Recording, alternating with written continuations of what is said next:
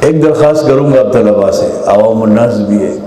خدا کا نام جب لونا ادب سے لو، کس سے لو؟ اگرچہ تم لیٹ گئے، ذوق سے لو، شوق سے لو، ادب اور احترام سے لو، بس۔ جتنا آپ اللہ کے نام کی عزت کریں گے، تعظیم کریں گے، یوں اللہ تعالیٰ آپ کو ترقی کے منازل آپ سے طے کروائے گا انشاءاللہ۔ وہ ایک بزرگ گزرے، بشر حافی نام آپ نے سنا ہوگا، قصے تو بہت زیادہ ہے، وقت کی کمی ہے، تو اللہ بڑے گناہگار تھے، راستے میں جا رہے، اپنا قصہ بیان کرے، میں راستے میں جا رہا تھا، میری نظر پڑی راستے میں کہ ایک کاغذ پڑا ہوا ہے، اس کے اوپر بسم اللہ الرحمن الرحیم لکھی ہوئی ہے، بلکہ لوگوں نے اسے سوال کیا کہ بشر کیا وجہ ہے،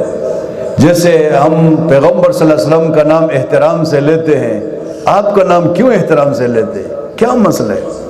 تو انہوں نے اپنا واقعہ سنایا۔ آپ لوگ سمجھ رہے ہو کہ ہم آپ کا نام کیوں نبی کی طرح احترام کے ساتھ لے رہے ہیں؟ فرمایا میں بہت گناہگار تھا، علم سے اور عبادات سے کوئی میرا واسطہ نہیں تھا، راستے میں جا رہا تھا تو میں نے دیکھا کہ کاغذ پڑا ہوا ہے، میں نے اٹھایا تو اس پہ اللہ کا نام لکھا ہوا تھا، بسم اللہ الرحمن الرحیم، اللہ کے نام تھے اس میں، اللہ لفظ اللہ، لفظ الرحمن، لفظ الرحیم، میں نے اس کو اٹھایا، گرد اس سے ہٹایا، اور میرے پاس غالباً 2 دینار تھے، میں نے اسے عطر لیا اور میں نے رات اس کے اوپر عطر لگایا اس کاغذ پہ، اور